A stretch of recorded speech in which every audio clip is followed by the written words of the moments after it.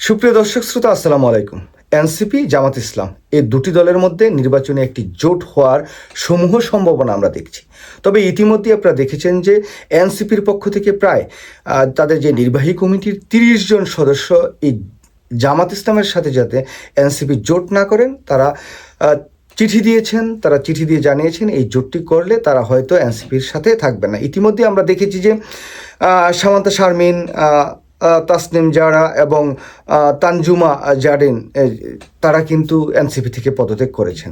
তবে এই যে তাদের পদত্যাগ, এটি কতটুকু নৈতিক একটি পদত্যাগ সেটা নিয়ে অনেকে প্রশ্ন করছেন, এবং আবার অনেকে বলছেন যে এনসিপির মতো একটি রাজনৈতিক দল যাদের সমূহ একটি সম্ভাবনা আছে এবং তারা এই বর্তমান যে নির্বাচনটি আসন্ন, এই নির্বাচনটি ভালো ফলাফল না করলে হয়তো 10-20 বছর পরে তারা অনেক ভালো ফলাফল করতে পারতেন। তারা জামাত ইসলামের সাথে গিয়ে বড় ধরনের একটি পাপ করে ফেলেছেন। জামাতের গায়ে অনেক গন্ধ, এনসিপির যে নেতাকর্মীরা আছেন তাদের গায়ে খুব সুগন্ধ, এবং অন্য যে রাজনৈতিক দলগুলো আছে তাদের গায়ে খুব ভালো গন্ধ। তো এখন এই যে গন্ধযুক্ত যে রাজনীতি বাংলাদেশে চলছে, এই জায়গায় আমার যে টেক সেটা আমি একবারে নির্দ্বিধায় বলতে পারি, এখানে কেউই একেবারেই পুত পবিত্র না।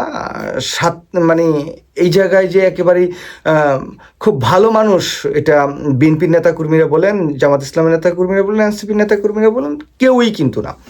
তবে জামাত ইসলামের সাথে যদি এনসিপি নির্বাচনে যায়, 1971 সালের মুক্তিযুদ্ধ এবং নারী বিদ্বেষী জামাত ইসলাম এরকম অনেকে কথাবার্তা বলে বা মৌলবাদী হিসেবে আখ্যা দেওয়ার চেষ্টা করেন, নানা তথ্য সামনে আনেন। তবে আমার যেই অবস্থান সেটা হচ্ছে কি, এনসিপি যদি তারা নিজেরাই নির্বাচনটা করতে পারতেন তাহলে সবচাইতে বেটার হতো। 300 আসনে নির্বাচন দিতেন, 1টা 2টা 5টা যাই তারা পেত, সেটা আগামীর রাজনীতিতে এনসিপি খুব একটা ভালো করতে পারতো, বিএনপি জামাত ইসলাম কোনো দলের সাথে না যেয়ে।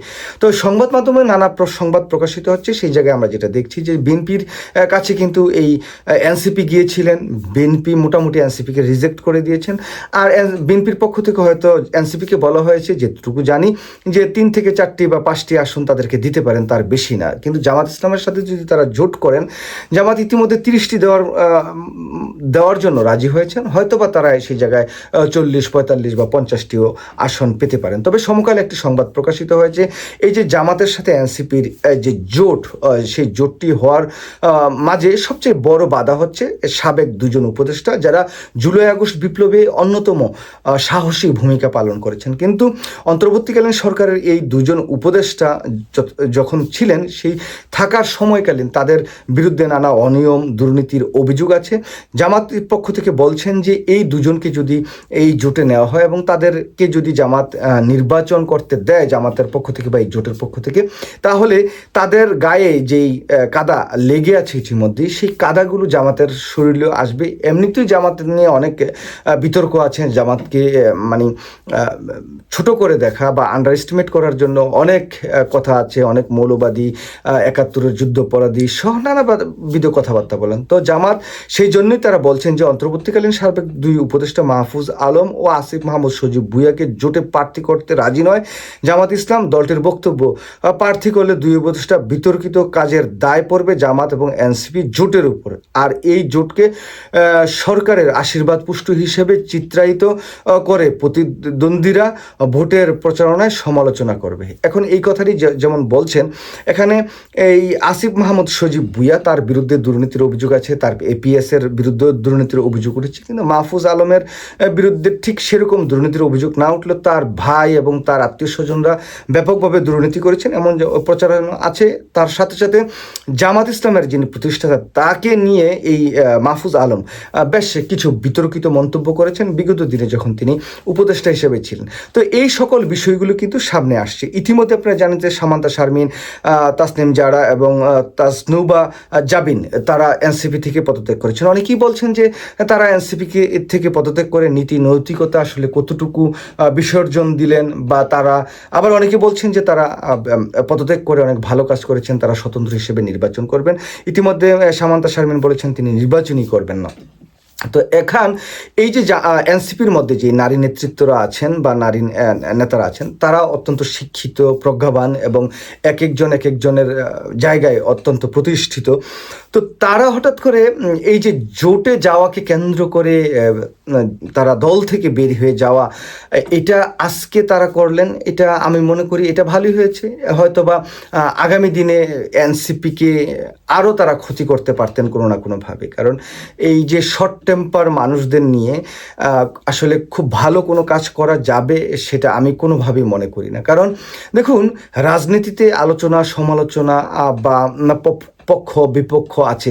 এই যে জুলাই আগস্ট বিপ্লবের যে সনদ বা এই যে ভোট হবে কিনা, হানা ভোটের যেটা আপনারা দেখতে পাচ্ছেন, সেই সময়ও তো বিএনপির সাথে অনেক তর্ক বিতর্ক হয়েছে, আলোচনা সমালোচনা, সে জায়গায় তর্ক বিতর্ক হয়েছে, সেই জন্য কি বিএনপির কাছে তারা যায়নি। এখন সব কিছু মিলে আমার যে টেক সেটা হচ্ছে কি, এনসিপি যদি স্বতন্ত্রভাবে নির্বাচন করতে পারতো তাহলে হয়তো ভবিষ্যতে এনসিপির রাজনীতিটা অত্যন্ত উজ্জ্বল হতো। তো এখন তারা হয়তো জোটে গিয়ে সাময়িকভাবে ভালো হলেও তাদের গায়ে যে কাদাটা লাগছে এবং তাদের দলের ভিতর যে দ্বন্দ্ব, সেটা কিন্তু প্রকট আকার ধারণ করেছে। দেখুন, এই যে দুজন উপদেষ্টা আসিফ মাহমুদ সজীব ভুঁইয়া এবং মাহফুজ আলম, তাদের যে একটি বলয় এনসিপির ভিতরে আছে সেটা আমরা বিগত দিনও দেখেছি। তো আমি যেটা দেখছি যে এই যে জামাত ইসলামে যোগদান করা এবং জামাত ইসলামের পক্ষ থেকে এই দুজনের বিপক্ষে অবস্থান নেওয়া, সব কিছুর কারণেই কেন জানি এনসিপির যে অভ্যন্তরীণ যে আগুন সেটা কিন্তু ছড়িয়ে পড়ছে। এনসিপির ভিতরে যেমন ছড়াচ্ছে সেরকম এনসিপির বাইরেও ছড়াচ্ছে। তো সব কিছু মিলিয়ে মনে করি যে এখনকার যে রাজনীতি, সেই জায়গায় এই তাসনিম জারা বা তার হাজব্যান্ড সহ সামান্তা শারমিন যারা আছেন, তারা কি আসলে একজন এমপি হওয়ার জন্য রাজনীতিটা করেন, না শুধুমাত্র নির্বাচনটা করার জন্য রাজনীতিটা করেন? দেখুন, বিএনপির মতো একটি বড় রাজনৈতিক দল, এই জায়গায়ও অনেক প্রতিদ্বন্দ্বিতা আছে, তারাও কিন্তু ইসলামিক দলের সাথেও জোট করেছেন। এখন ইসলামিক দল হিসেবে জামাত ইসলামের সাথে জোট করলেই যে জামাতের দুর্গন্ধ মানে তাদের গায়ে লেগে যাবে, বা জামাত ইসলাম একদম বড় অপরাধী, তাদের সাথে জোট করা যাবে না, এরকম আমি মনে করি না। যদিও বাংলাদেশে এই মুহূর্তে মৌলবাদী, যে যুদ্ধ অপরাধী সহ নানা বিশেষণে জামাত ইসলামের কে আখ্যায়িত করা হয়, কিন্তু তৃণমূলের বাংলাদেশের সাধারণ জনগণের যে মতামত, সেই জায়গায় দেখছি জামাতের সমর্থন খুব একটা যে খারাপ সেরকমও না। তো সব কিছু যে অবস্থায় দাঁড়িয়েছে, সেই জায়গায় দেখছি যে এই মুহূর্তে বাংলাদেশের রাজনীতিতে কেন যেন একটি ঘূর্ণিঝড় চলছে।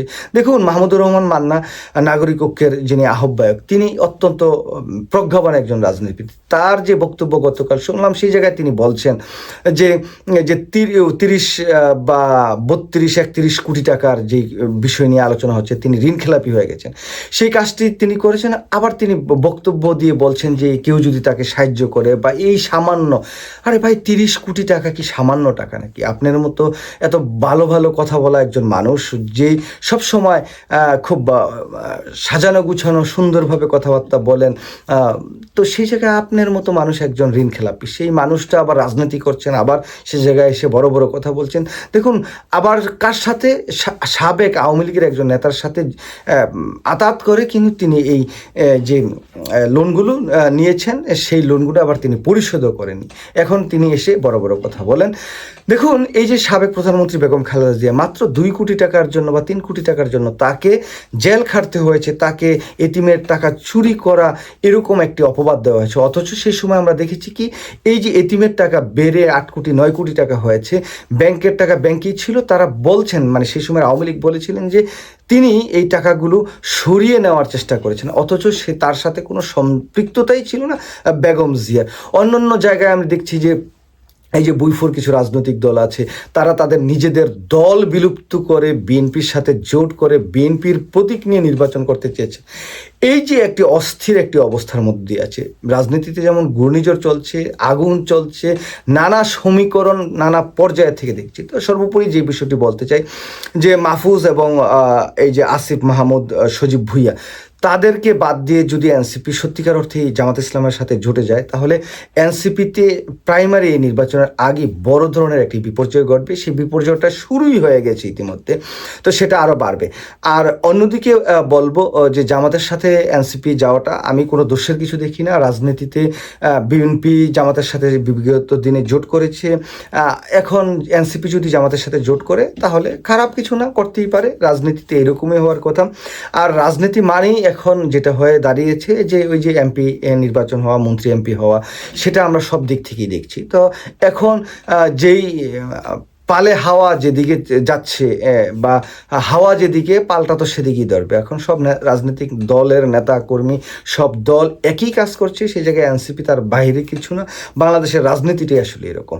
যাই হোক, সর্বোপরি বলবো যে এই যে জামাতের সাথে জোট করে নিয়ে যে দুজন বিষয় নিয়ে আটকে আছে, সেই বিষয়টি হয়তো এনসিপি সুরাহা করবেন বা তারা করতে পারবেন খুব ভালোভাবেই। এবং আশা করি যে এনসিপি এই নির্বাচনে যাওয়ার মধ্য দিয়ে খুব ভালো কিছু ফল বয়ে না আনতে পারলেও তাদের দলের মধ্যে যে একটি বিভাজন এবং তাদের দলে যে বিশৃঙ্খলা, সেটার মধ্য দিয়ে বিগত দিনগুলোতে সমালোচকরা যেটা বলেছেন, এনসিপি আসলে একটা দল হয়েই উঠতে পারেনি, বা তারা যে জুলাই আগস্ট বিপ্লবের যে স্পিরিটটা নিয়ে রাজনীতি করার চেষ্টা করেছেন, সেই স্পিরিট থেকে তারা যোজন দূরে সরে গিয়েছেন, এরকম কিন্তু মতামত চারিদিক থেকে আসবে। যাই হোক, সুপ্রিয় দর্শক শ্রোতা, সবাই ভালো থাকবেন। আল্লাহ হাফেজ। আসসালামু আলাইকুম।